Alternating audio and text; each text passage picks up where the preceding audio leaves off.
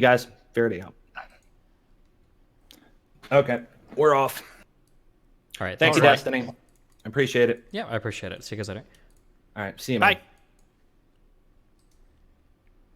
Was it everything you dreamed it would be? Yeah, it was interesting. Was it? It's so much more interesting, like arguing with like for alt-righters or people that are like racist or whatever.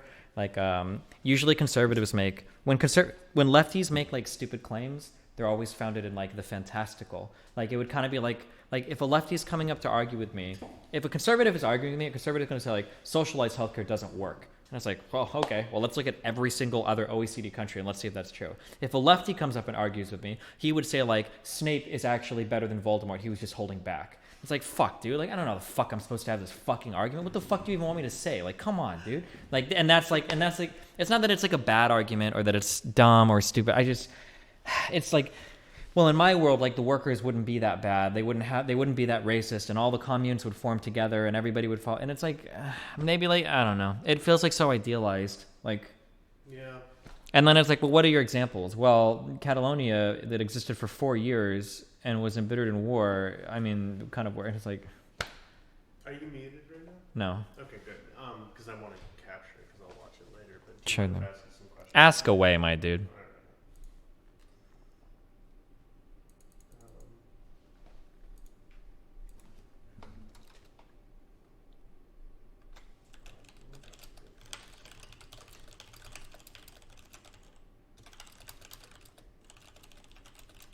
Did you know, like from the get-go, like what that was gonna go like? I mean, yeah, because it's like every like because you have nothing to point to. We can't. There's not because like basically like all of your arguments start to like run into like alt-right or QAnon arguments. Like and even like I admit I could be wrong, but like I have read a lot of bad shit about Vietnam. When that guy actually wanted to step up to bat for Vietnam, I was like, what the fuck? Like I've heard so much fuck. I guess it's possible like every single source I've read is wrong, but like lefties, like very big lefties, will start to run into the same shit that like the alt-righters will do, where it's like, okay, dude, the Holocaust was real, and they'd be like, no, it wasn't. Like, okay, well, you don't think, well, Jews run everything, and it's like, okay, well, what about this? Well, you can't trust that, you can't trust that, and like lefties will do the same thing. It's like, okay, I've read a lot of bad shit about all the history about Russia or the Soviet Union is wrong. Okay, well, what about like all the history about Vietnam? Those are all capitalist sources. Like, okay, well, what about like this economic stuff? All the universities are ran by capitalists. It's like, well, fuck, what the fuck am I supposed to say then? Like, how do we argue? So like, do you think it's possible that for example, I don't know. I feel like there is a distinction in there somewhere. Like, do you think it's possible that you could that like there could be like historical misrepresentations of what happened, say like with Trotsky or Lenin? I think that there You know what I are. mean? Like- So I used to say this thing all the time that the winners write the history. History is written by the winners. I used to say that all the time, and I had two separate.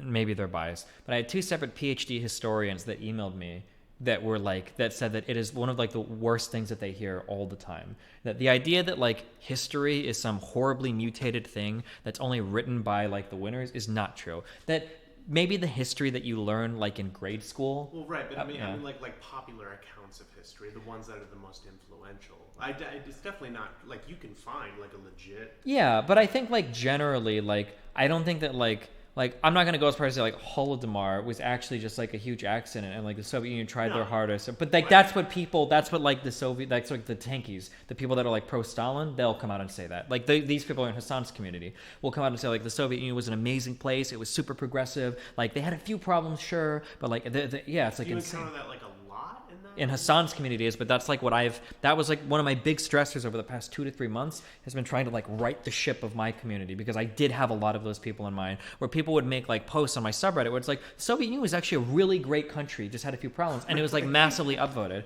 Yeah, but like this is the kind of shit, and it's like the same type of historical revisionism, and then it's like, okay, well, why do all these people say it's like that source is biased because of that one's biased because of that, this is biased because you have to read this one, and it's like, okay, but like people say that this guy, you know, was like horrendously misinformed. No, they're all biased. My source is right. It's like, well, fuck. Like this is all like we're basically at conspiracy theory levels. Like I can go read QAnon documents at this point. Like, I mean, do you feel like you guys got sort of like, especially when it turned the questions turned to talking about Vietnam? Do you feel like you got sort of like trapped in volleying between like look at what America does, look at what Vietnam does.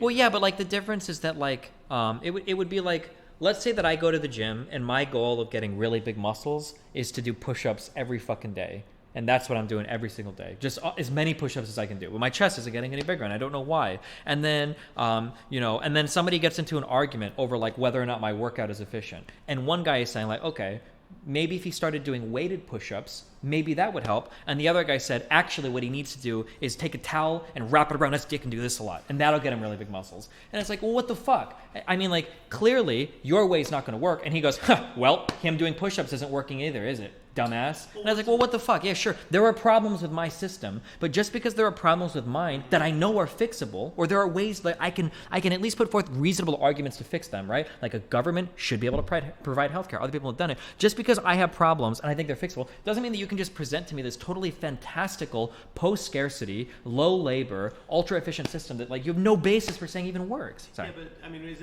do you think it's fair to say that like you have a very distinct advantage in that case, right? Like that's not my fault. No, I mean, no, scientists that say that the universe or like that our solar system like revolves around the sun, they have like distinct advantages as well. But I mean, that's not against somebody that debates like flat Earth. That's not quite fair, right? Because you've had transitions between social orders before, right? What we transitioned from a Earth-centric model to a heliocentric model.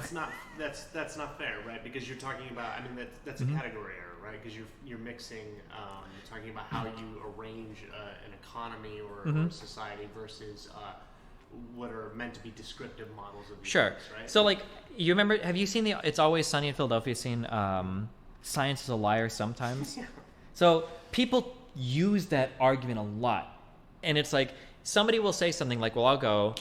Socialism doesn't seem to work in any way, size, shape, or form. And they're like, well, in a feudalist society, they would have said the same thing about capitalism. It's like, if that's your go-to argument, so like the general form of that argument is I'm saying X can't work. And someone's like, well, people used to say Y can't work and now it does. I could apply that to anything. That's not an argument, right? Yeah, it's not an argument. Yeah, now, you can argue that like maybe you are so indoctrinated with capitalist thinking that you can't even perceive an outside system or conceive of an outside system, which is a fair argument. But now the onus is on you to demonstrate that. I could be wrong because honestly, I fucking hate history and I haven't read shit. But I'm willing to bet that if you go back in feudalist societies, I bet there were like writers that like had like decent arguments in favor of capitalism. Like here are small scale examples of this working. Here's blah blah blah blah blah. And then eventually, like it was possible to organize societies, and it was possible to demonstrate that through reasonable arguments and experimentation that it actually worked. So one thing just might be interesting to consider. So like this problem that you encountered with this guy, and I agree with you, it's a problem in terms of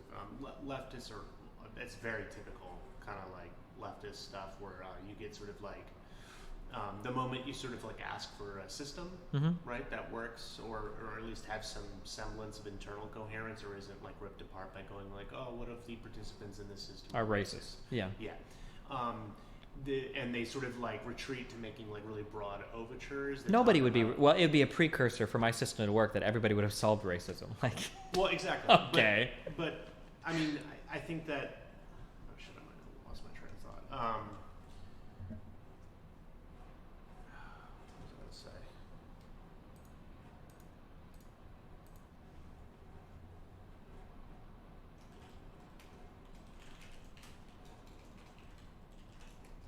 Oh, that yeah. So there's been like this tendency in sort of like left discourse, like a sort of like I don't know. Could you imagine like how hard it must be to sort of like design a society theoretically, because it's not really how like socioeconomic systems come into being. Like one example I can think of, there's a book called Pericon.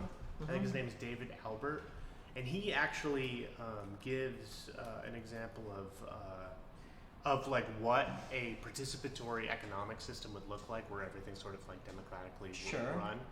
And it's like kind of it's interesting and sort of like instructive to read because you look at it and you're just like thinking like, yeah, but this is like never gonna happen. I mean, like, way, yeah, right? Like, I can agree with what you're saying that it's hard to do it, but like when it gets hard, the question should be like, what would like the most effective monetary policy be in this type? Like it should get hard when you're asking hard questions. If I'm asking a basic question like, what if most of your workers are racist? And you don't even have a good answer for that? Well, we got a lot of fucking problems, okay? We got a lot of problems at that point. Yeah. Yeah. I wouldn't expect some guy, like, and to be fair, when I talk to people about like lefty related shit, I wouldn't expect them to be able to from the ground up describe every facet of their society. I would never put the onus. I can't even do that with a capitalist one. I would never put the onus on somebody to do it. I'm just curious, like, for some basic things, because these are real problems we've had in the past. Like, what do you do if we've got a factory full of racist people? We've got a guy in Colorado that doesn't want to bake cakes for gay people. You know, we've got businesses that say, like, we don't want to serve Republicans here. Like, well, what do you do if enough people in society band together and they have this idea? You know, we had redlining in the United States. That was on the book policy for some banks to not sell houses to black people to keep them out of certain neighborhoods. You know, sometimes we gentrify places and people say that's racially motivated.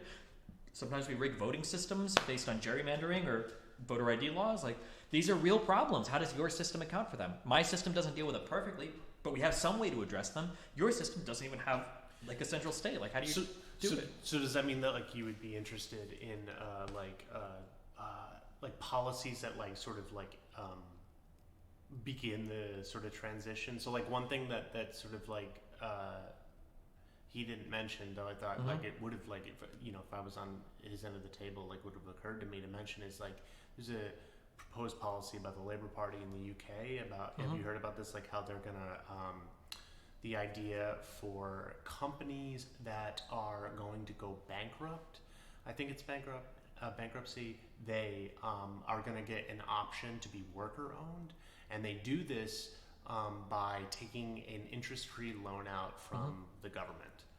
And so that's like an example of like, and I mean, it's a much more complicated policy document. There's a lot of stuff in there, but like, it's an example of like on the policy level, they're looking at areas where like, people are even doing that in the U.S. where people, when they retire, instead of selling their business, they give it to their workers, and like all the workers will like pull their money together, and then they like, get it from the business owner or whatever.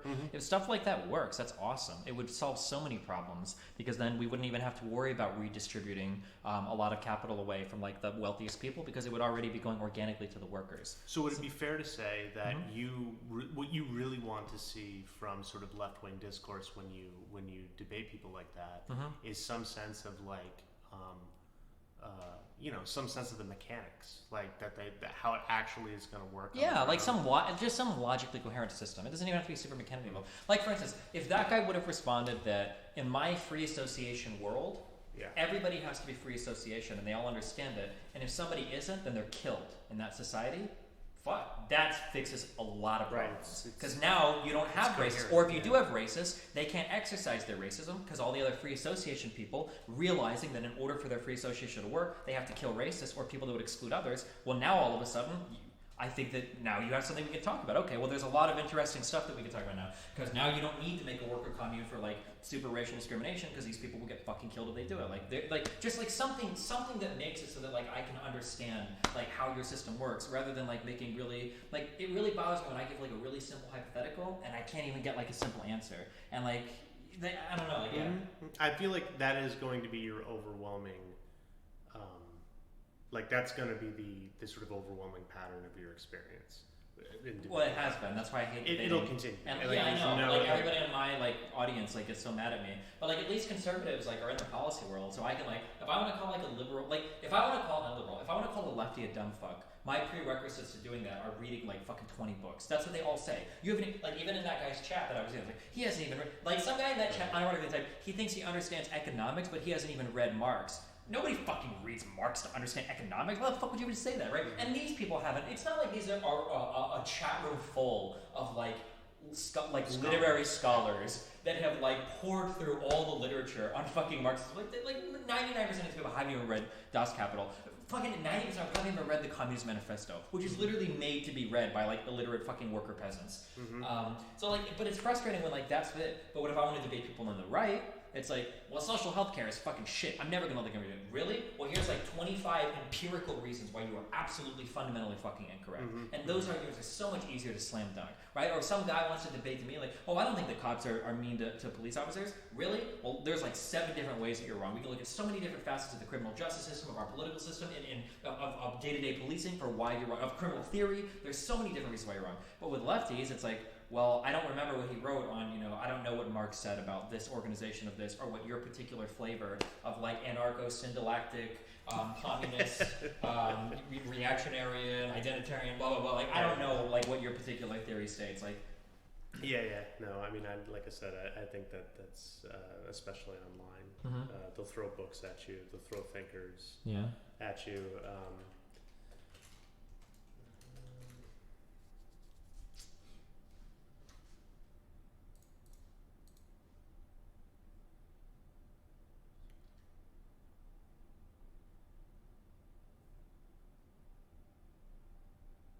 Is there some point during the debate where you know it's not going to be fruitful?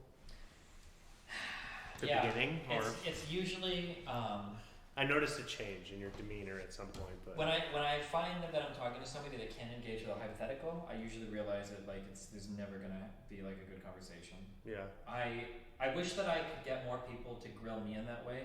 Like, hypotheticals are the way by which you explore any argument, and if you can't engage with a hypothetical, then higher level arguments are already like going to be untenable. Like, that's probably the thing that frustrates me the most when I have conversations with people that can't like extract their arguments and like work with it in another realm.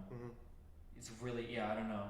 It kind of reminds me of like that idea where like people aren't like good teachers even if they know how to do things.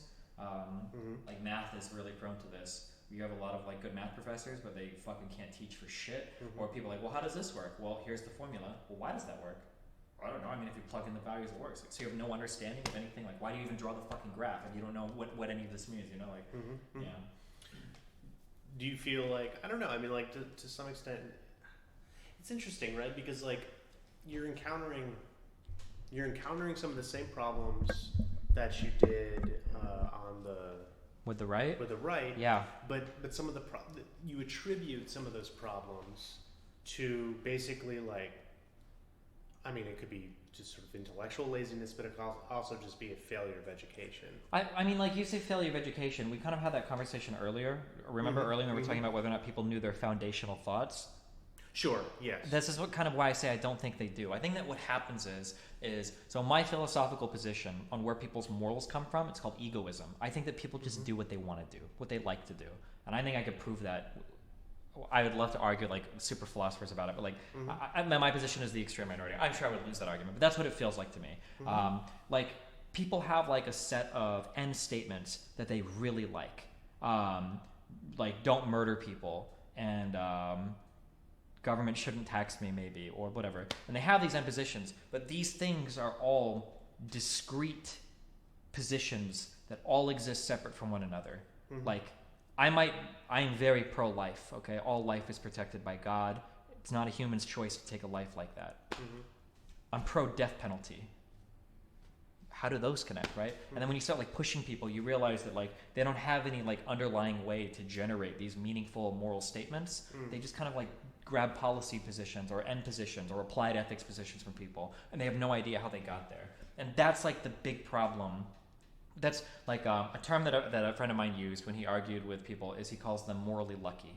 The idea that like you just kind of like you have your position, but you could just as easily go the other way. Like Dave Rubin used to work for the Young Turks, and now he's like a right-wing grifter guy, right? But that's because he probably never really understood his position in the first place. So he could just as easily wind up somewhere else, Well, yeah, but I mean, to your point, I mean, I feel like the purpose, like the ideal purpose of like say like what's lowercase liberal or lowercase L liberal education, right, is to not sort of cut your head open and dump it full of knowledge, but to have you internalize like critical thinking and stuff. Internalize the process. We don't do that shit at all. Well, right, and so like that's what I mean by like. Oh, sure. That could be considered sort of a failure, but I don't mean like I don't know like standardized testing is bad or something, but like. Yeah, the whole way that we approach education is, I don't even know if it's just like a jobs training program or what. I don't even know what our education is supposed to be. But well, even like it's interesting because even if you encounter people like in that area, very sort of like, very bookish. Leftists tend to be very bookish, almost to like it can be comical sometimes. Like, Sure.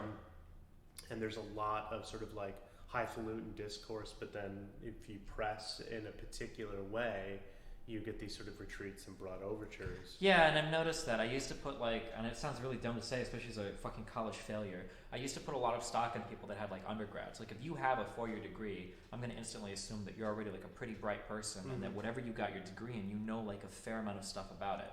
But like, it's really disappointing because that doesn't even seem to be the case. It's that, definitely like, not. yeah, that like, that's really scary to me because I don't know like what. I don't want to think that like there's something that you learn like really early in life. By the time you're 7, you're going to either be a Aren't you like a contradiction of that? What do you mean? Well, you dropped out, and yet you've internalized. Yeah, I know, but I want to critical think that like it's maybe because I played video games and I got lucky and I learned to read well. But like I don't want to think that like by the time somebody's like 18, whether or not they're ever going to be able to critically think is like decided. Like that seems really sad to me. No, yeah. I just mean what I meant to suggest is that it can occur independent of institutions. Oh yeah, sure. But there's got to be some way to foster that. It can't be like a genetic thing or like a whatever. Like that's what I would hope. I don't know how. I don't know. Yeah. Or like what changes would even have to happen. Maybe it has to start at the household. One thing that I do that actually drives me fucking crazy. I hate it when parents don't answer their fucking kids' questions. This shit drives me fucking crazy. Like, how does a car work, Dad? Well, when the guy pushes the pedal, a little dinosaur inside moves the car. Or some dumb fucking answer like that. Like, give him a real answer. What the fuck? Like, people treat kids like fucking morons in this country. And not in this country, in every country. Like, I see it happen all over the world. Where people treat kids like idiots. Like, give them a real answer. What's wrong with you? So I don't know. Maybe it starts there. Or maybe when you get to school and people are only worried about studying and cramming for tests and they don't actually care about any processes. And we don't teach things that help people in a daily life. But instead we're doing like social studies of like some of the exports of Argentina in like the 1800s or whatever. And it's like, not to say that like these are bad things, but like, man, I don't know. Just, yeah, it feels like there's like a lot of like critical thought missing. Do you think that like that guy like is like? Do you think that like his whole project is like not worthwhile? Because so like an inability to sort of like persuade or even to effectively. Wait, which guy's project? The guy you just debated, yeah. Oh, the guy that I debated is You know what I mean? I'm sure he'll get some people to agree with what he's saying. I'm Not sure. agree, but like I mean, like does it do? Is You it mean, possible? like meaningful reform? No, Do good in the no world? lefty shit in any part of the United States is ever going to have any meaningful reform ever. They're politically ineffective because they don't know how the political systems work, and we see this demonstrated with the people that they support. They're out of touch with the electorate. Most of these people are very white, very college educated, very middle class. I remember the story I told you where when I was in Hassan's chat arguing, and all these people are like, oh no, poor people around the world really care about climate change. They're super motivated to do something like that. These people don't give. The people that are starving, that can't house their fucking families, are not thinking about like the amount of like the parts per million of carbon dioxide in the atmosphere. This is delusional. But no, I think these people are. I think that at one point in time, like based on the very little I understand about the historical socialist movements in the United States, I think that some of these, when unions were stronger, when you had people on the ground that were like doing this kind of stuff, I think that those had a more realistic chance, maybe before like the Red Scare and all that shit, of like making real change. But I don't think a bunch of college kids whose mom and dads have paid for everything they've ever had until they're 26, who are overwhelmingly white and disconnected from every other like working American, I don't think these people are ever affecting any kind of meaningful change. And has that been your experience arguing with leftists? That's kind of like. I mean, that's how I feel. Like, these are people that call, like, Hillary Clinton and Obama and Nancy Pelosi, like, right-wing, because they're not enough for them. And, like, when you poll, like, 50% of Democrats already think that, like, the party is too left. And it's like, who the fuck are you guys going to pull over? And the funny thing is that, like, and you actually, Hassan even tweeted out something like this a while ago, is that most of these lefties even realize that they're unpopular. It starts with everybody wants socialism, and then people don't want socialism because of capitalists, and then people are too stupid to know what they want. I'll show them. Like, that's like the line of thinking that they always go to. I think Hassan tweeted something like that even like 2 days ago, where it's like, yeah, like people are just too dumb to know that they need Medicare for all or whatever, and it's like, I'm gonna show them. Like, that sounds pretty totalitarian, my dude, or authoritarian, you know? Like, but Yeah, I mean, it's definitely been a.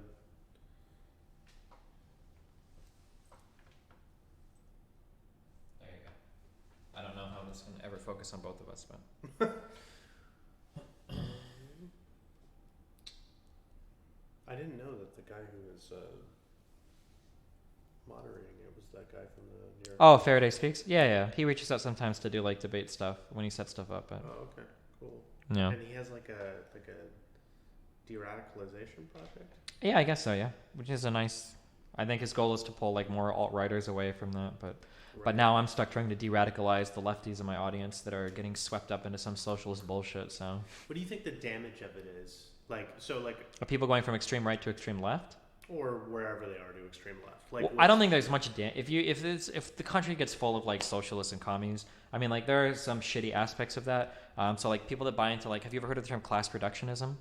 No. People that think that like every problem in the U.S. is because of class. That lady, Oh. the Luna lady, started to get there I've a heard little. it called something different. but Yeah, that's real dumb. But like, if I would much rather everyone in society turns into a socialist than like a fucking alt-righter or even a modern day Republican. Like, I would rather more socialists than modern day Republicans. I think Noam Chomsky said it that like the modern day Republican Party is the number one threat to peace around the world. I absolutely believe that. That is 100% true. And you can see it in the way that like our deals with Iran that got totally ripped up. It's like there's so much like horrible shit that goes on with that. Have you followed Chomsky at all? I mean, it just strikes me that like you might find Chomsky kind of interesting because he's like has a very sort of like I think one of them invoked Rudolf Rocker. Chomsky's a big fan of Rudolf Rocker, but like also has a very acute awareness of like the realpolitik in the United States. So it's always interesting to like he's very aware of like he'll never be telling people like don't vote for Hillary Clinton because she's, Wait, really? Does he do that? You're not gonna get dumpstered by the chat, are you? what that he tells people Not to vote for Hillary Clinton? No, he won't do that. Yeah, he won't. He like they can. I mean, I know he hasn't. Oh, Like there's okay. explicit like where he's like said like spelled it out specifically where he's like Okay, that's good because I find a lot of people LARP. Do you know what that means? live action role playing. They LARP as like liberals, but they're actually like tankies. I've seen a lot of people that do this. I fucking hate to keep bringing up Hassan's name. I don't mean to do this, but like one of my big criticisms of Hassan in the past is like when he's on like he was on like a local news station and they asked him if he would vote for Biden over Trump. And he was like, well, I'd probably just go live in the forest at that point, LOL. And then like later on when I pressed him on that, I'm like, hey, that's like a pretty privileged thing and a really fucking like politically ineffective thing to say. He's like, well, I was just joking. And then I think like yesterday, like he was saying it again, like, oh, I don't know if I would vote for Biden at all, blah, blah, blah, blah, blah. And it's like, okay, well, like you're not a liberal at all. Like you're at least a democratic socialist. You're not even a sock dem at that point. You're at least a democratic socialist, right? But I noticed that like a lot of people like on the extreme left will kind of the like, connection between those two? I don't understand. oh, sorry. So a sock dem, I would know what those are, but like what's the connection between being democratic socialist and not voting for Biden?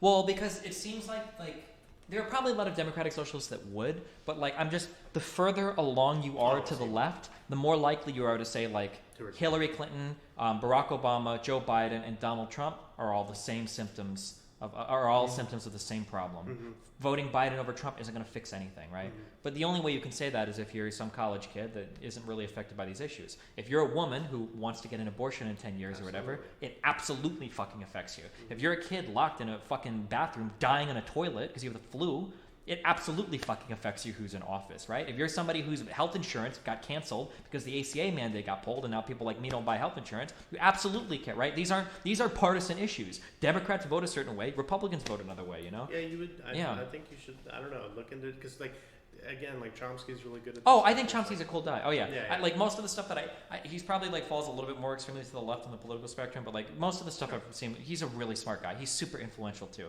Chomsky's really cool. I'll never shit talk Chomsky. I just remember because like what you were saying, because he said stuff where like he can synthesize those two trends by saying that like if you look at like the world political spectrum, the Democratic Party and the Republican Party are they do fall on the rightward spectrum. Like if you look at world politics, Generally, yeah, sure. and you could make an argument like I mean the Republicans Are very out there. yeah, they're out there.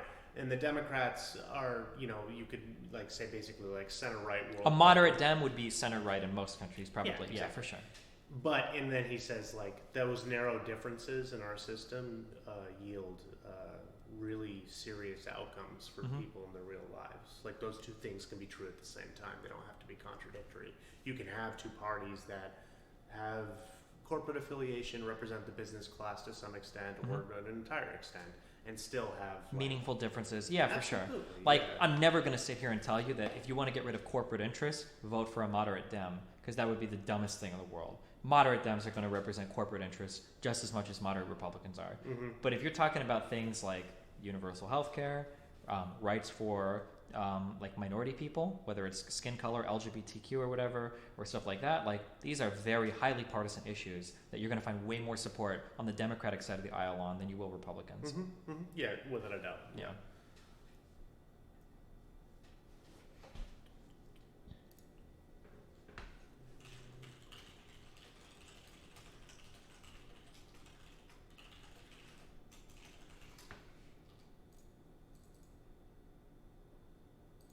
Do you get annoyed when people start talking about like? I've seen this happen to you a couple times. Like, do you get annoyed when people start talking about like the guy like paused on the beat, like you saying like somebody's flipping burgers as just an example of like a particular skill. Say this is the only thing a person can do, and he was like, "Why do you?" Yeah, because he tried to moralize it. He tried to moral high road me there. That bothered right? you, yeah. Yeah. But usually when people do that, usually they make the mistake of not knowing my background, like, because I was there. Like, I'm not going to sit here and tell you that burger flipping or carpet cleaning is like a bad job. But a lot of people, and I don't even necessarily blame them because of the average streamer, assume that like, oh, I probably got into streaming in high school or college and I've been doing this my whole life or whatever. But yeah, people are like very quick when you like point out like an actual, like like a fact of the matter. Some people, like people got real mad when I did this like a month or two ago. Everybody always says like workers need to control everything, blah, blah, blah, blah, blah. And I think it's like, why would I want workers to control everything? Workers are fucking stupid in the United States. And I firmly believe that. I believe that in most places in the world. But then people took that and like, oh, so you think managers are super intelligent? Like, fuck no, managers are fucking stupid too. Anybody that's worked at a company knows this. But the idea that like workers like hold this like combined intellectual key to fixing the world or are somehow like magically incentivized into caring about the environment because they're voting on their workplace, I think is totally misfounded. But like people like try to like moralize the fuck out of a lot of things, and then they get like really self-righteous and self-evident about it too. Like somebody will ask like, so you're telling me that if a business makes a lot of money, it shouldn't give that to its workers? And it's like, well, no, of course not. And they'll be like, I'm like, the fuck, dude? Why? No. Like, of course not. Like, what the fuck? But they try to make that sound like a moral answer or something. It's like, it's not. You don't think there's any kind of moral component to the distribution of wealth and power? To the distribution of wealth and power as it should be? Yeah, definitely. Yeah, I mean, that's where they're if we want to arguing talk from, about, right? like, well, yeah, but the problem is, like, they conflate their arguments with economic ones so much. Like, if I go down to a store and I'm like, oh, hey, like, your worker can't afford healthcare, you should provide us healthcare. It's like, well, should that guy? I mean, like, I wouldn't expect him to if he doesn't have to remain competitive. Now, should that person have healthcare? Absolutely. Like, that's our job as a society. That's not a business's job to do it. We all need to bind together and figure out, like, through some policy how to make that happen. That's interesting. Like, do you tend to like side on the idea that like it's kind of not fruitful or productive to blame the people who are caught in the system, but to think about how you can modify the system? Like, do you Kind think of, that yeah. Like, do you... like what defines moral worth for you? Like, Sure. What makes you a morally worthy person? This is, I always ask, have you ever watched The Wire? Yeah. Oh, okay. So, like, okay, wait, have you seen all 5 seasons? Yeah. You're like the only person that's actually watched it all. Okay. I've seen it twice. Yeah. It's a great Awesome. show. Okay. Yeah. So within that show, every season has all of these individual actors that always try to do something to change the system. And invariably, they get fucked by it, They lose. and then they get replaced. Every fucking time. Yes. If you want to change something, you have to change the system. It doesn't do you any good to point out any individual character, be like, that guy, Marlo is a bad guy, or Omar is a bad guy, or this guy. Like, I mean, you can say it, but what do you get from doing that? Well, I mean, that's interesting because I agree with you. The Wire's message about sort of like a systemic change from within the system is very bleak. And no one is really. I mean, is there a single example of someone who changes the system for the better? Well, no, because the whole finale of that show shows that one kid became a new stick-up boy. You know, Marlo gets back, and it looks like he's about to head back to the streets, like the cop Right, he goes department and to the everything. corner. Yeah, like Yeah, everything is like it more just- or less. just cycles So all back the and actors are forth. replaced. Carcetti, the hopeful, was he mayor or governor? I think mayor. The guy. Oh that, yeah, Carcetti, the or mayor. Carcetti, correct. Yeah, Yeah. that he comes in and he's all hopeful, and now he gets him like in all these embroiled in all these scandals, and everything is all fucked, and it's like, yeah, it's like what Right. the fuck happened? Like everything is fucked. I totally agree. So that is definitely like a sort of like central theme of that show. But if you were to sort of like look at the people, like there's a sort of like there's a difference, right, between the people who resist the system they're in and the people who just accept it completely. Right? I think the people that resist are awesome, amazing human beings. And aren't those people also the key to the necessary changes that would ultimately what they I don't may not know. happen from within, but like, you know what I mean? Like I'm just curious, like. Yeah, I don't know if they are. If they actually do anything or get anything done, I'm not sure. Or if the change has to be like broader. At some point in history, they do win, right? Yeah, but are they winning, or is it like when broad opinion is changed enough that like for instance, like if you take like Malcolm X and Martin Luther King and you transport them back to like 1805, like are we getting civil rights that early, or are these people just inconsequential? Oh no, I mean right? it's historically contingent. Yeah. I mean like there's a whole bunch of like weird things that have to happen, accidents in history. But maybe people like this come up, and even though they rise and they martyr themselves and they fall and they seem irrelevant, maybe those people help shift opinion over a long period of time. I mean, Yeah, like they could. Like imagine like civil rights happening without leaders. Like I mean, you could argue that like Martin Luther King or Malcolm X, if it wasn't those particular individuals, it could. Yeah, it's really hard, and it's super interesting to me to ask, like, without key figures. Like, I imagine, would we have, like, general relativity today if Einstein hadn't been born? I'd imagine, like, question. yeah, like somebody else would have. You know, in math, you see, like, calculus was invented in parallel, you know, between different Right. So the distinct answers people. are definitely yes. Well, in that one case, it is like, yeah, it's really hard to say, like, Leibniz, Newton, and then like there are other like I think calculus is an example where I think we can confidently say some probably, something like because math calculus. seems to move, we all agree on, like, the axioms, and it seems to move, like, in But one you're right direction. about relativity. Like, Yeah, physics, which is a little bit more abstract, or like social issues, which are highly abstract. Like, how important is one person? I'm not sure. I don't know. It's hard to say. Yeah, I guess I was just pointing out like whether that sort of like that tendency to like resist the system they're in is valuable in the Yeah, I end. mean, it probably is. I would say so. But I don't condemn the people in the system. So, like, for instance, I don't remember who was the guy that saved all the Jews? Schindler, right?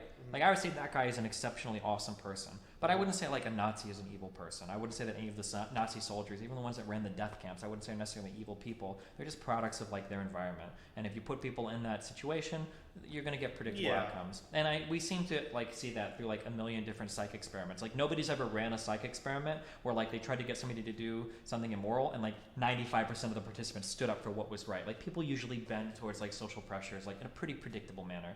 So it seems like, changing, like, overall, like, changing the system, like, finding the most effective ways to do that is really good. If individual people want to resist, that's awesome, too. I just don't know Do you think if it's that's... worthwhile to cultivate like a culture of resistance? I guess, yeah, if you can do, like, on a broader base. I don't know how. That's like maybe that's... arguably part of the left's project, right? Sure, I guess, is to do that, yeah. I guess I wish they would do it without making bad economic arguments. Sure, But- sure, yeah. I mean, definitely gonna make mistakes, but like.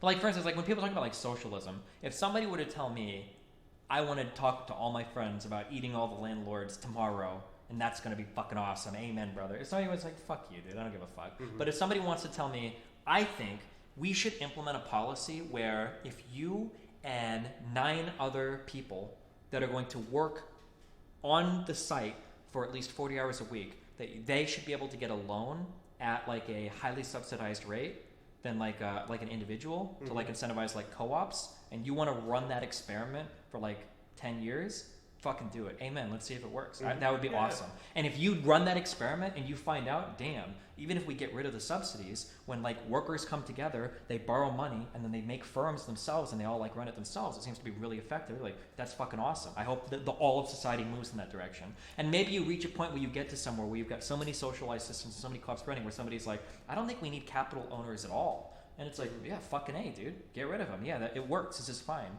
But, like, the steps in between seem to be more important than, like, idealizing some end goal and, like, being, like, saying fuck it and whatever. You'd probably lose people along the way, right? Like, because if you find out that like certain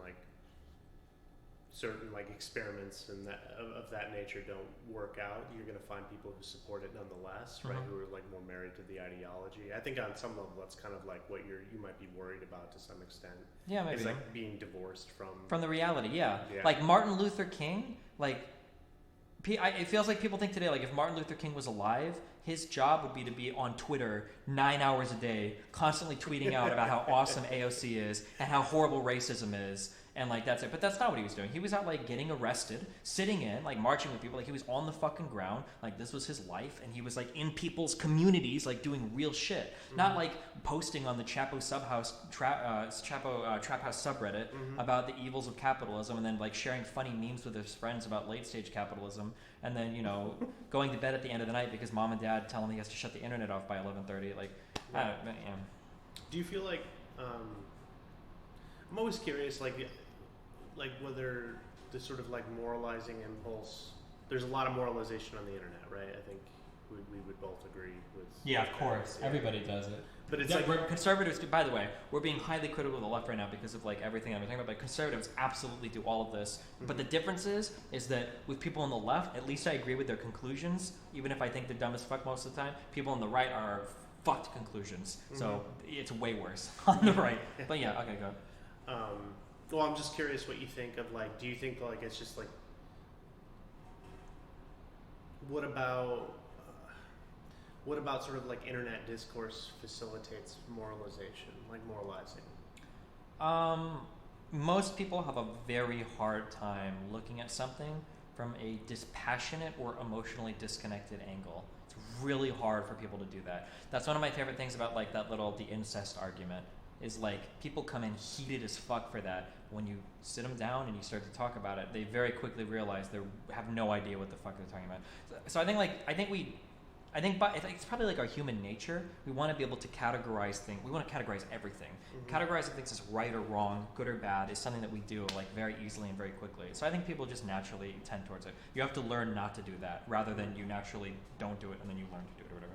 Do you think also like people are like exposed to like, I don't know, like if we fire up Twitter right now and type in police, right? Like we're gonna see a ton of videos of like police violence, probably against black Yeah, but that people. kind of runs into the capitalism firm problem we talked about earlier. Like nobody is gonna publish a headline that says like today in Chattanooga there were no police shootings. Nobody wants to. Of course, that. no. What I'm trying to say is stuff like just drugs. access to those events. Like, do you feel like that cultivates sort of like moral indignation? Oh yeah, of course. That we dig into our echo chambers, we see certain things, and then we become. Look at how many people.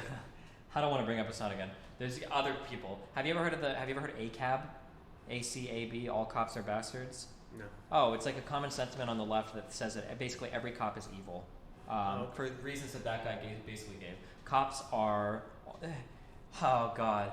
I'm not trying to horseshoe theory, but like this is the libertarian argument as well. They Police protect officers, property rights. yeah, police only exist to serve the interests of a capitalist, and that's it. And if you look at the police codes, they're not even supposed to protect and serve you.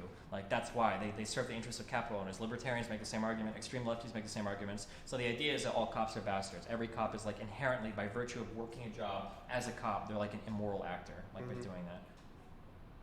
Yeah.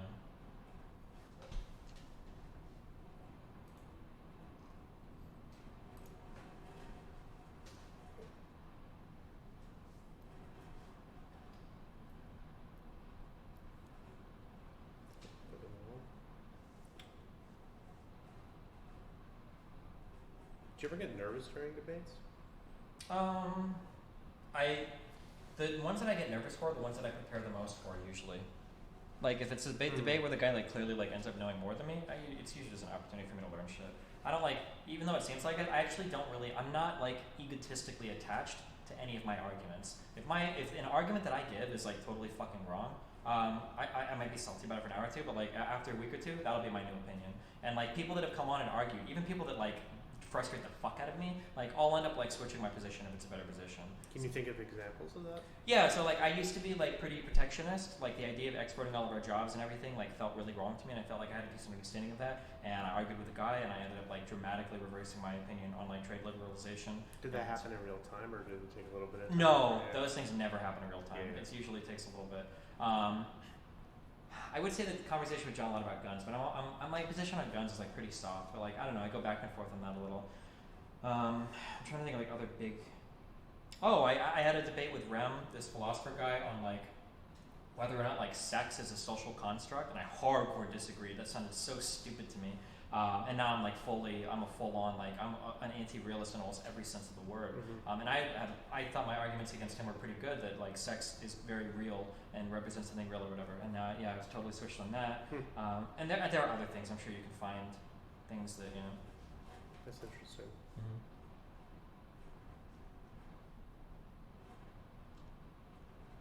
But yeah, I mean, like, yeah, I think if you get, like, really married to your opinions, you can wind up in a really scary world where you're getting, like, too lost in your own shit, and then you're like, you don't change or grow or learn, and then 10 years later you find out that, like, fuck, I was wrong about this thing and I was never had an open mind to it.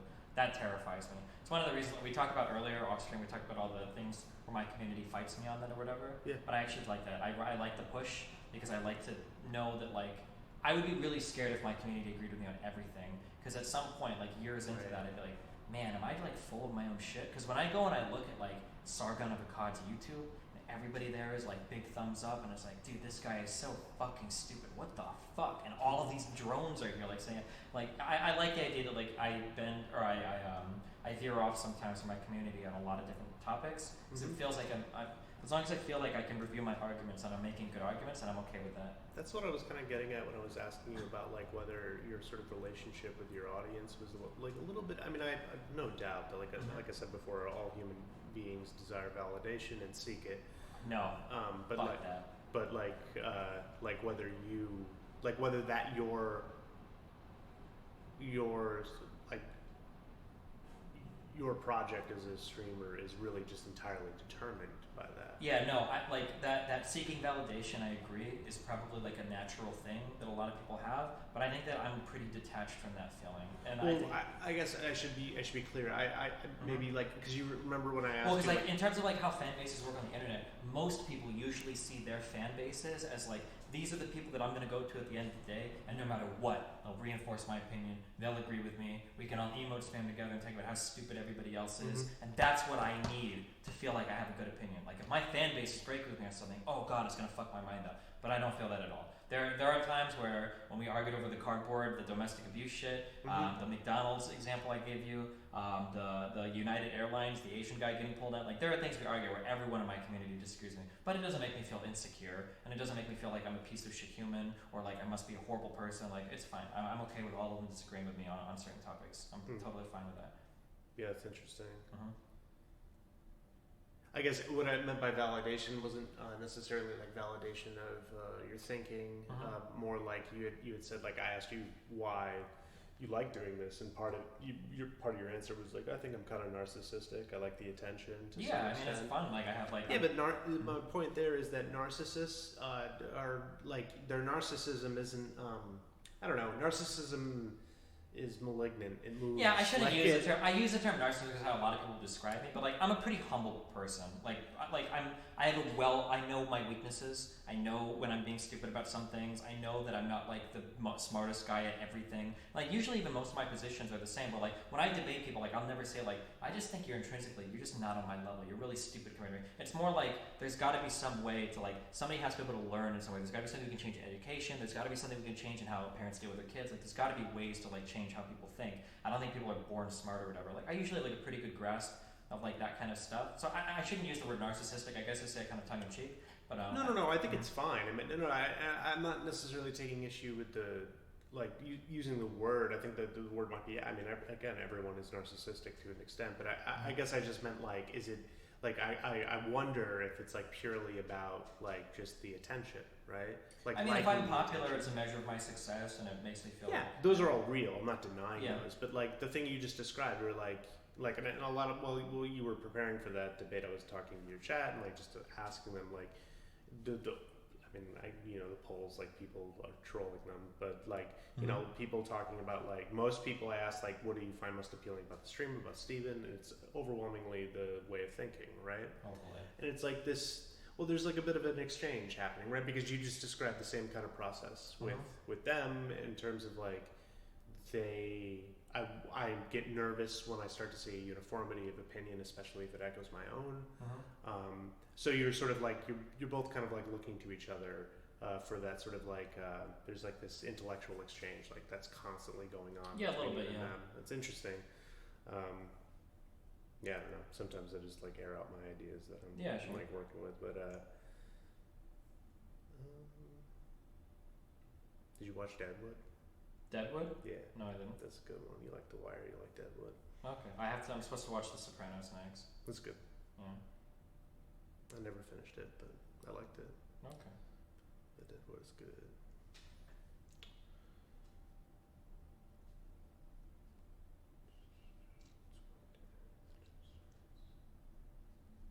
Have you like debated like a full-fledged tanky before?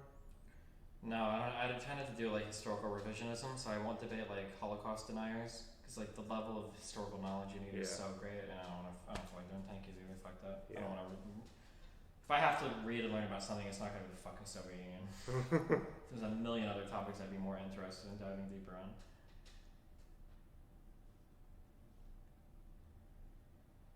So like would that be an example of like a debate that you didn't feel like you had to do a ton of prep for? I saw you like kind of taking notes when you were Yeah, I or mean, you did some, right? Because you referred to it actually. Well, yeah, I'll try to write down things as people are talking to me so that I can remember what to refer back to.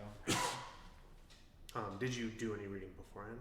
No, not really. Well, I asked you what an anarcho-communist is, so Right.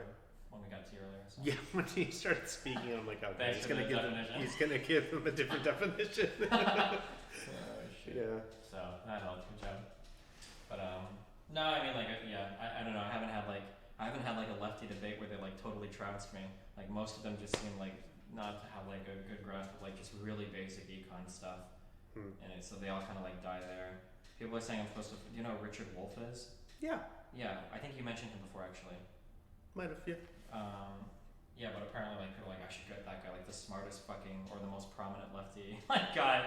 I guess. I mean, he's a professor of economics, right? Yeah. And he just happens to be a economic or a Marxist economist. Mm-hmm. I mean, I don't think you're going to have the same. Like, I think in Wolf, you're going to find someone who understands. Yeah, knows what they're capitalism. talking about. I Yeah. hope. Yeah, it's gonna make like basic. Oh economic yeah, I mean you can see like I know he's been on Michael Brooks' show a couple times. Like Mhm. you can watch like you're not looking at a tanky like it's Yeah. that's not.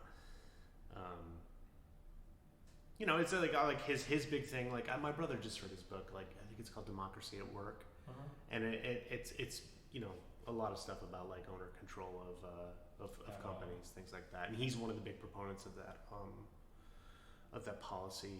It's not going to get enacted right now, but policy in the UK about going bankrupt, but the workers get an opportunity to own a business with a state loan. So, yeah, that would be cool. I would watch that.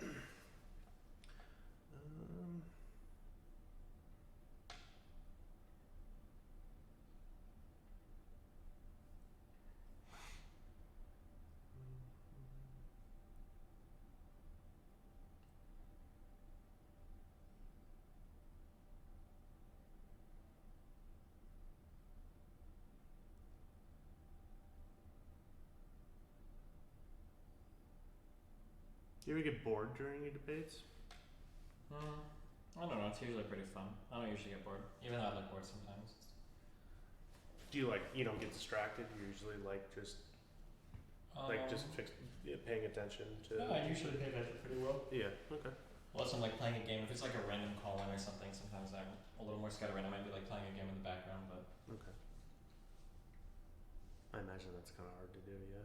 depends on the game and the conversation. Right. If it's an easy conversation and an easy game, it's probably pretty easy. Okay.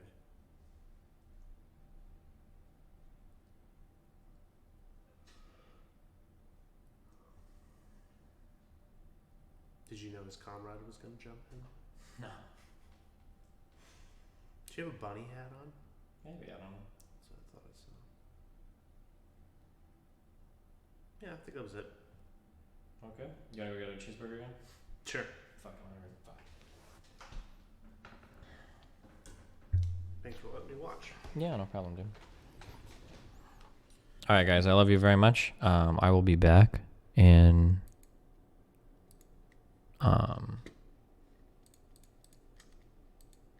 like 20 minutes. I don't know however long it takes to walk down and get food.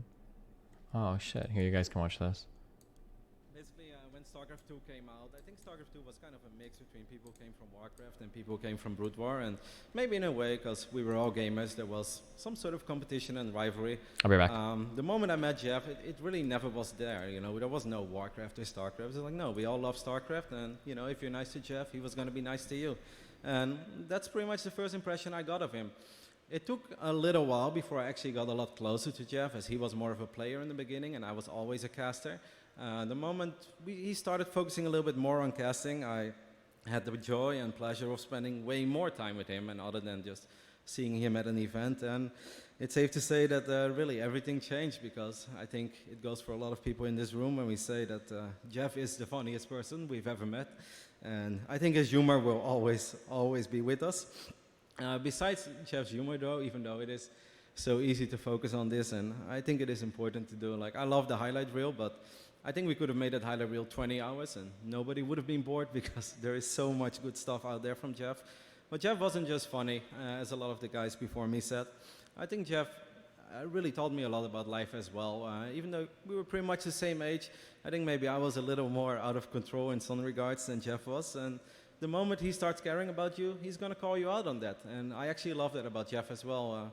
He never held back, and I feel like he taught me a lot of things about how to become a better human being, and things that I will truly never forget. Even like little things, as Jeff had certain sayings, and I don't know what it is with Jeff, but when he said something, it really stuck to me. And once upon a time, somebody was arguing, and Jeff used a line that maybe some of you guys know, where he's like, "Is that really the hill you want to die on?" And I was like, "What does it even mean?" And he explained it to me, and I was like, "I really like that." And then like it came up like months after that, and like these are the little things that will always stick with me.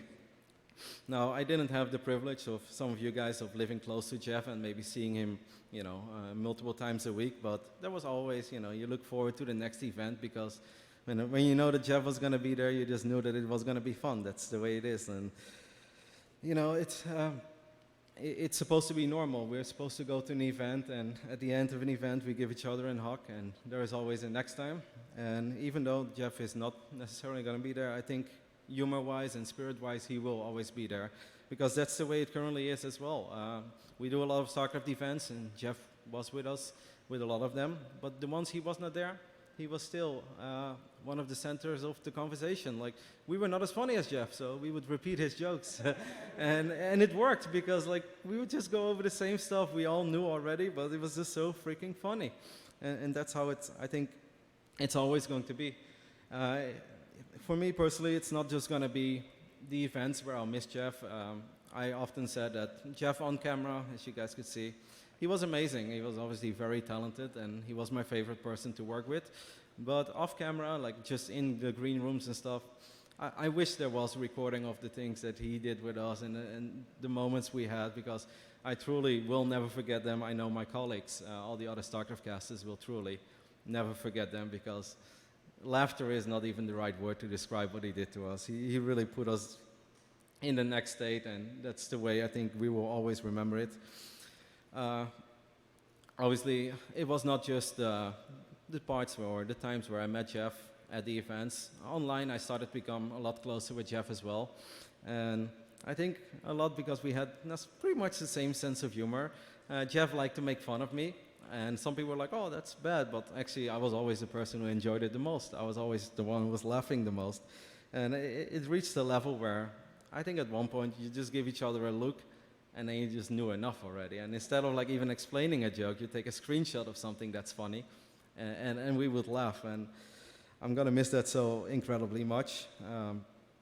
Just like Jeff, I stream a lot of StarCraft 2, and for me it was pretty much the norm that if I would stream for 5 or 6 hours, eventually someone would say something ridiculous, as they always do on the internet, and then Jeff would be there in caps lock making fun of that guy, and like instead of being annoyed, you just start laughing, because like that's kind of what I got used to. And thinking of that never occurring again is really difficult, but I also know that, you know, he will always be with us, and even if he doesn't necessarily show up in chat, I hear what he says, and it's just one of those things where you don't even have to see it to know what it would be. Sorry. I mean, there's a lot of things that I can go over, but I don't want to do what I always did on the analysis desk and maybe drag it out longer than it was. Like I said before, there were certain things that were just really funny about Jeff as well. Even if he didn't necessarily mean it, at events, Jeff would hang out with us, but he would put so much energy into the broadcast and obviously in the green room that while certain people would stay in the lobby for like a few extra hours, Jeff would sit with us, have one drink, and then Jeff would stand up, he's like, gotta go. And then he would just walk off. And we started doing this every event, whether Jeff is there or not. We would look at each other and be like, gotta go. And then we would walk off. And these are the things that we will always do. I am just above all very grateful that I got to spend so much time with Jeff. Like I said many times already, he's truly a person I will never forget. He will always be with me.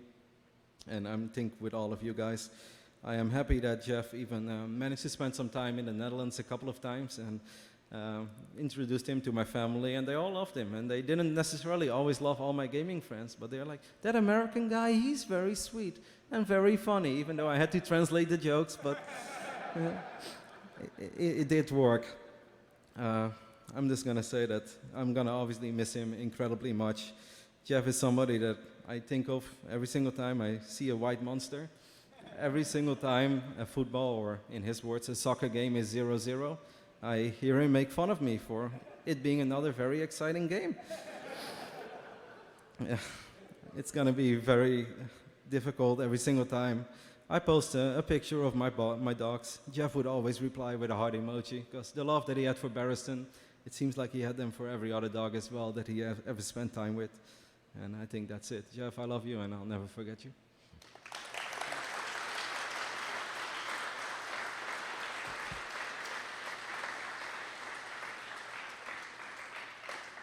Thank you so much, and thank you for taking the time to be here. Next up, another angle in Jeff's life, and something I don't think a lot of us can relate to, but is so important to Jeff's life. One of his moderators is here, so Ollie, if you could come up and speak a bit.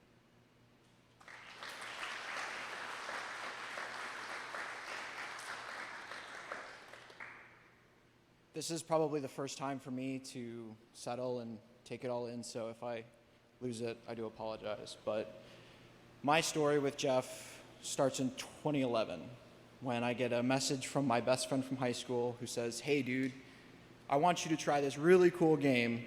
And at first we were all console gamers. I was a console pleb, I didn't touch a PC. And he just shows me a link to StarCraft. And with it, he sends another link to another person in the StarCraft community, Sean Plott, and the Day 9 dailies. From there, it just kind of started. Following StarCraft, watching streams, learning about the game, absorbing it. And the one person that I'd always come back to, that I'd always just gravitate, would be Jeff. Jeff's stream was always informative, but not in the sense of him explaining everything. He just had to sit there, and you can see from his emotion, you can see from how he talked with the community and just how he played, that he was doing actions that were deliberate, but also that had passion, that had just an art form to it. And there were those times, as you saw, where he would cannon rush a Zerg player when he's going hatch first, and he just sits there and laughs and waits for them to make poor decisions. Throughout my just gaming career in my life after meeting Jeff, I kind of dipped away and gravitated back. In 2013, I left the country for an opportunity, couldn't cut it. But then I came back and I gravitated towards Jeff. This past year, I've been traveling out of my suitcase for a long time, but I'd always come home, and one of the first things that I'd do is I'd open a stream of In Control. And I'd always sit there, and whatever I was doing, if I was checking emails, talking to clients, whatever I had to do, I'd always have his chat. In 2016, I was helping Cobra, as a lot of people know, the infamous Cobra Venom, Lord Kobe, for all you guys out there, and just doing sound bits and doing all these other fun stuff to kind of liven Jeff's chat and to liven the experience for him, to make the community just a little bit better. And I just remember his words after helping him. I just said something small, and he just said, hey, you've been helping out, take this. You can use it as a celebratory thing, or you can do whatever you want with it. And it kind of opened this new avenue of just doing more. And something that Jeff really cared about was the community members who were there and who were present, and people who took the time and actually wanted to see more of Jeff and wanted to be a part of his life in any way possible. I had the amazing opportunity to meet Jeff many times, either through MLG tournaments or just in passing. But one particular meeting this past spring was at Adepticon, where I treated him and Frankie to lunch. And I could just tell from Frankie and Jeff that their unrivaled passion and their just the love for Warhammer and just everything he did was with purpose. Everything he did had just this dedication, and it streamed over to his community. Everything he did with the Utopians was all about passion and striving his love for everything that he did, be it Warhammer, be it StarCraft, be it hanging out with his friends, going to movies, all the stories that, Reese, Adrian too, all these guys talk about. You can just tell that this man he just loved everybody. And, in anything that he did and everything that he did with the Utopians, it was all about treating us like we weren't just someone that he could throw stuff to. He would always thank us for everything. He would always tell us, like, I love what you do. I appreciate you guys don't have to do any of this for me. I love everything that you're doing. And for that, that just speaks volumes to the man that he is. Being a part of Chat Utopia is what we call this community is kind of hard for people at first, but when you get used to it, you get to realize what it truly is. It's a place where people can come together, no matter who you are, no matter where you're from, no matter what you do in life, no matter where you're gonna go, and you can all just come and relax and enjoy something together. And that's what, to him, Chat Utopia was about. Coming together as a family. All of you here, everybody who's watching, the legend of Jeff doesn't stop because he's not with us anymore. He lives on in each and every one of you, in your actions, in your passions, in what you do in life, and everything else. I wrote a little something to kind of encapsulate what it means to be a part of that community. And I think it's just important. Jeff, to all of the Chat Utopians, was a man we all aspired to be. He was a man of unrivaled passion and led our community with unshakable conviction and a warm heart. Being a Utopian general carries with it the legacy of Jeff's unyielding honor and passion to the games and the people he loved. He lives in each and every one of us. He will never die. Forever Utopia.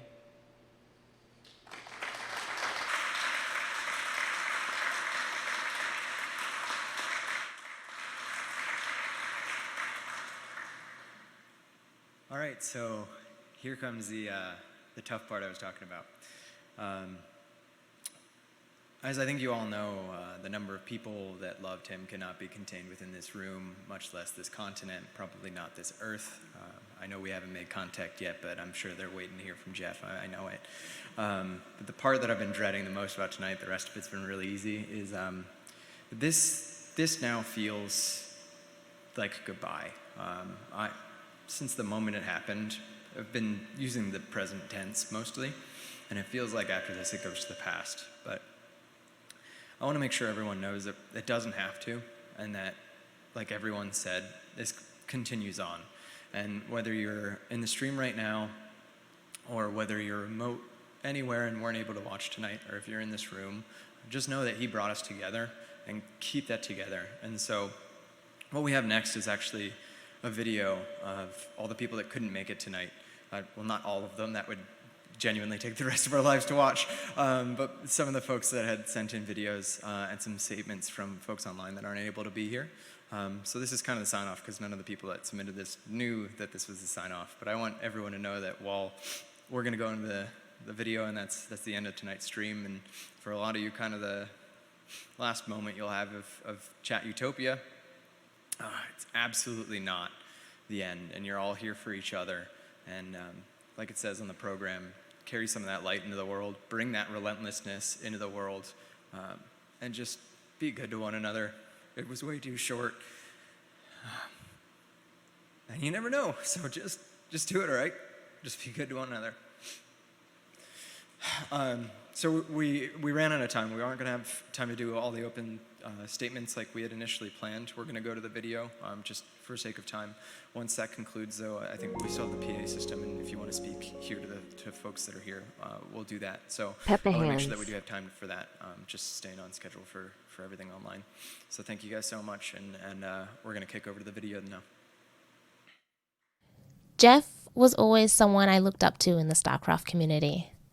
His presence and energy were unmatched. He made every event an absolute treat to be at. When we would match on the StarCraft 2 ladder, I was always so nervous. But he was always there to make a joke or two and make everybody laugh. I wish we could have made more memories together. And it saddens me deeply that you were taken away from us so soon. Jeff has shown me that it's possible to chase your dreams and live every day to the absolute fullest.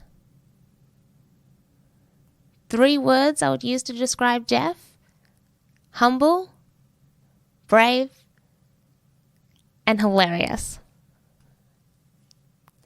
And Taro in control. Hello everyone, trying to record a video to talk about Jeff a little bit. Jeff was one of the best person, just a good individual human that I've ever met. I think he had some outstanding ethics, and I think for somebody as big as he was, and that could be that intimidating, I've never seen somebody be so actually kind and never really threatening of anybody.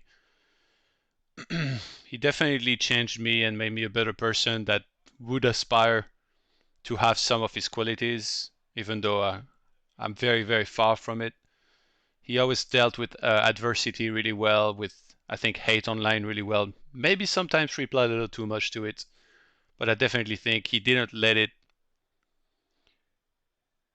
darken his view on the world. He always stayed optimistic, and he really loved life, whether it was through all the games that he liked, all the people that he cherished, whether it was family or friends at events, or even the food.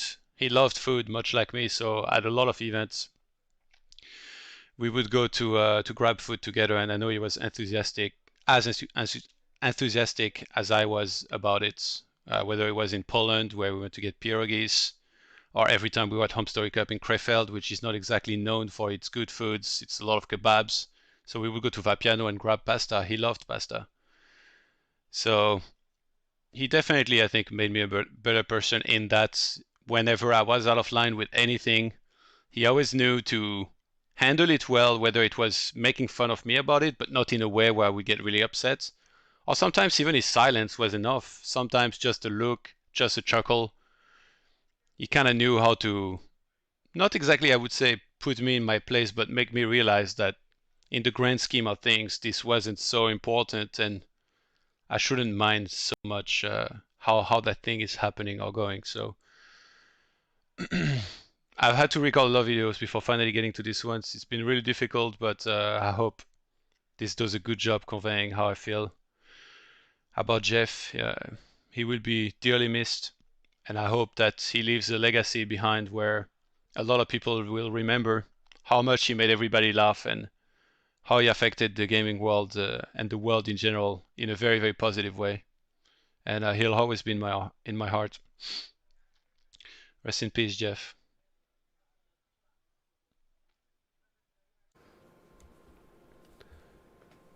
Jeff had the ability to make anybody laugh, and it would make you laugh so hard that you would lose control of bodily functions. For me specifically, it was crying. There was countless occasions where In Control or Jeff has told a story about something, it could be something current, it could be a fact about somebody, it could be a fact about something, and he would just tell a story about it in a way where sometimes the story would get so ridiculous or so gross or just it would actually be like, sometimes he would just make facts about it, and it would actually make you be like, oh wow, I never thought about it like that, but that's actually really true. and the stories would always just progressively get more hilarious as they went on. And for me, In Control is actually one of the few people in the community that I've ever met that has made me cry laughing multiple times because of how just hilarious the guy is. I feel like he was someone I admired as well because I feel like one of the best ways to describe him was he was somebody who was not afraid to be exactly who he was. He never really cared about what other people thought about him. And to be fair, I really don't think he should have, because when I would look at In Control, I would always look at him and go, oh, wow, that guy is one of the smartest guys in the room. Like, he knew how to turn every single topic into comedy, and he would always connect the dots in a way where it's just like, you know, you could tell he was incredibly smart, and he just knew how to like engage with people and make people enjoy themselves around him. I feel like he was just hilarious. He was blunt. He wasn't afraid to say things that might offend somebody, or, you know, sometimes he'll make jokes and he'll be like, it won't be received to where the other person's laughing, and he might just do that like cringy, like, ooh. But I always thought he was hilarious. I've always embraced every bit of comedy he's ever thrown at anybody. I've always thought it's been just incredibly funny. And I feel like another way to describe him was he was a leader, because he was always involved in so many things, and he was like an entrepreneur of so many things as well, because he was always involved in things with one of the first stages of people who were in it. He was always like pioneering the way for everyone else.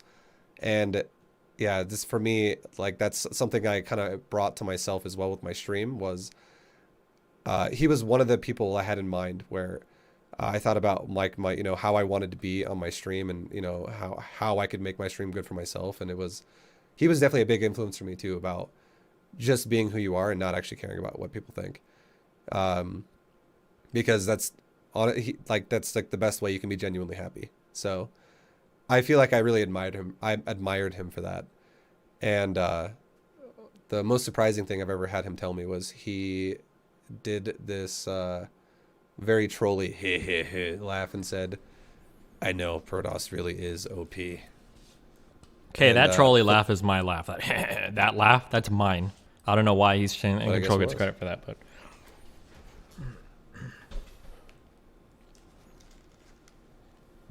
and Taro In Control.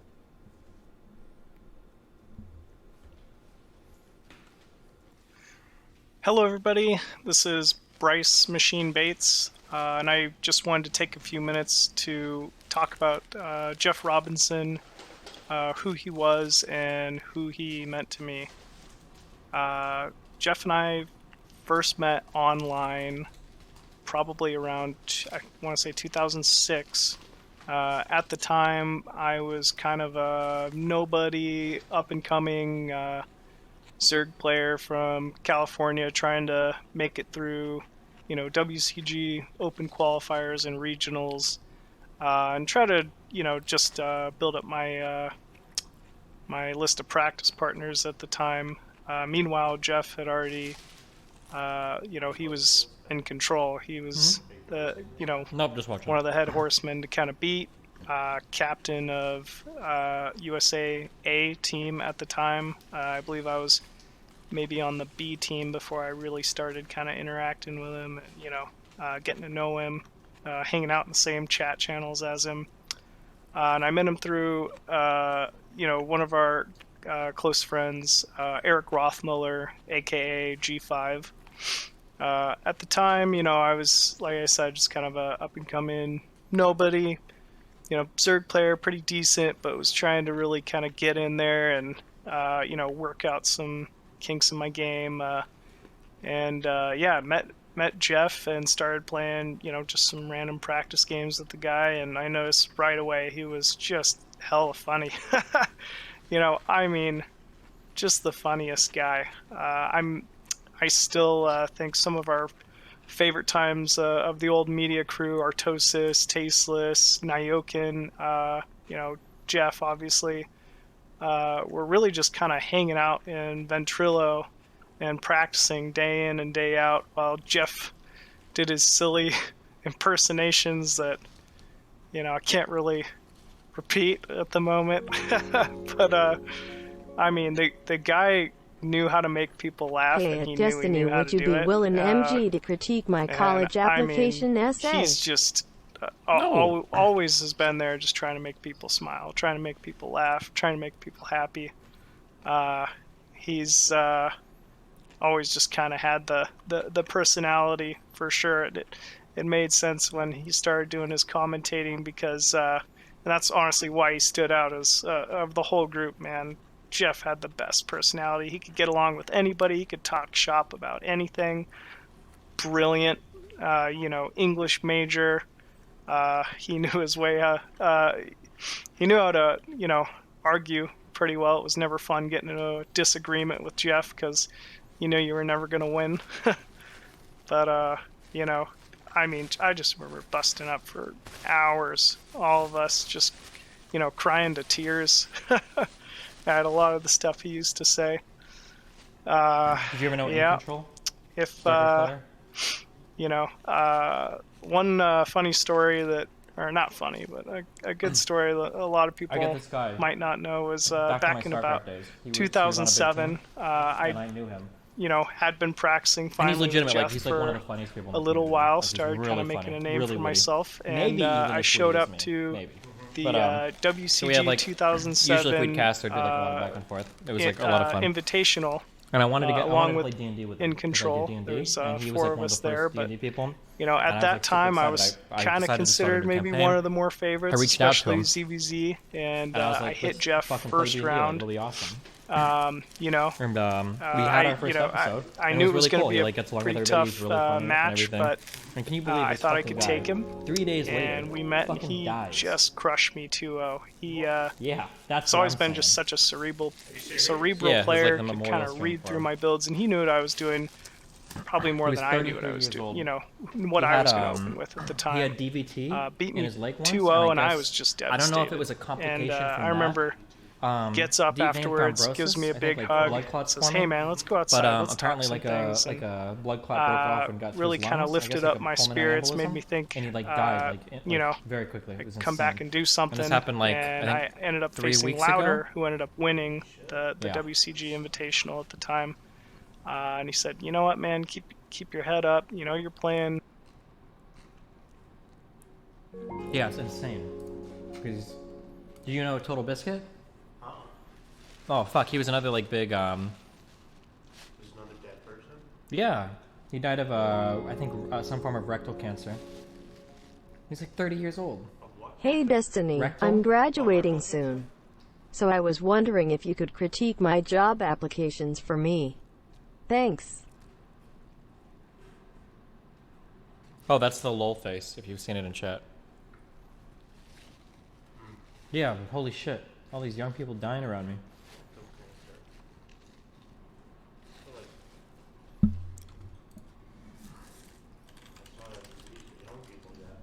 Hopefully not.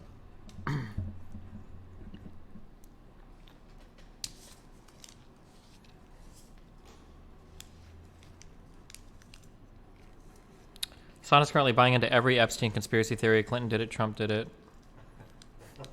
Oh, that was another funny thing that I've noticed some people up to. They're starting to post like the same memes. Like people are saying like Biden is having strokes. He's not mentally fit to be president. Remember when they did that to Hillary? Yeah. Fuck. It's really scary. I've always wondered, like, because, like, do you think that there's a demonstrable difference between Biden when he was with Obama and now? No, I think he's more or less the same. Really? You don't think he's, like, slowed down a little bit? Oh, like mentally? Yeah. Demeanor. Well, I don't even know. Honestly, I've never thought Biden was a great speaker. When I saw Biden in the first Democratic debates, I thought he was on death's door. He was so slow and not in there at all. Right. I was shocked. Are you saying people are saying that he's like Having like, sick? Yeah, well, that he's like mentally unfit and he's like getting too old because he's like having strokes and shit or whatever on stage. I've heard has been like I think like electability stuff, like just no. Oh no! I'm talking people that are getting into like the health conspiracy shit. Oh. Mm-hmm. Okay. Yeah. I could definitely see how people could get let down there because there's a lot of stuff, even in like if you No. He's slower. Mm-hmm. But no one's saying he has like Parkinson's.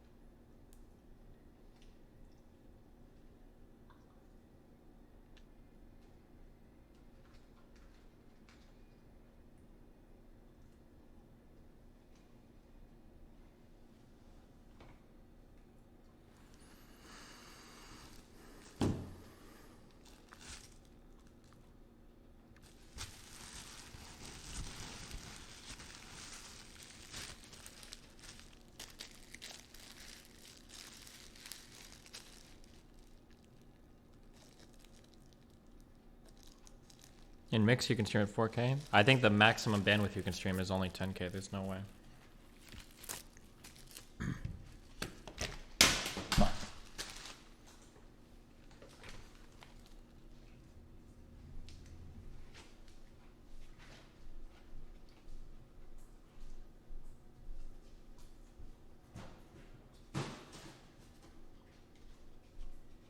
So you have like one PC that you use and the other one your streaming PC? Yeah, they're both hooked up right now.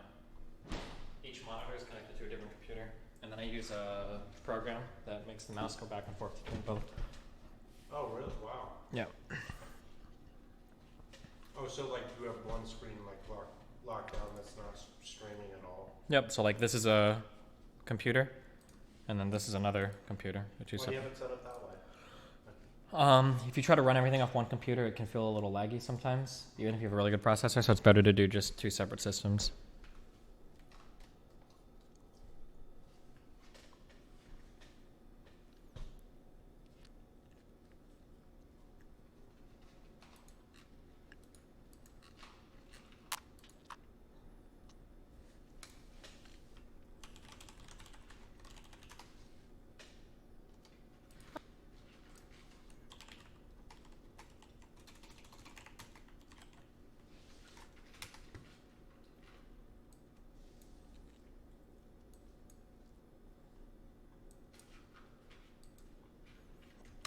We're hitting gold tonight, guys.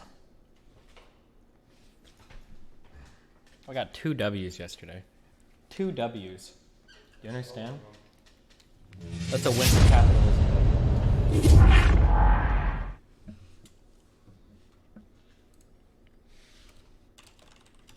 Hey, 7 kills at one game. I don't think you won that much. Oh, yeah. Listen, I always throw up 7Ks, okay? Pretty commonly. It's a good game.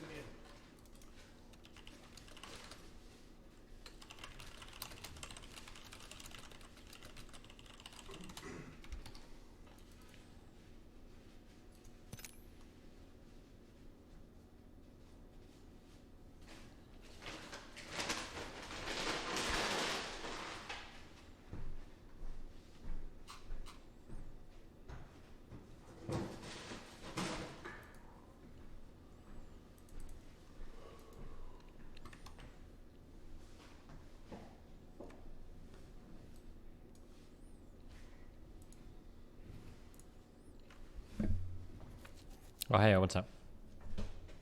Hello. Okay. Hold on. I know you invited me. Wait a second.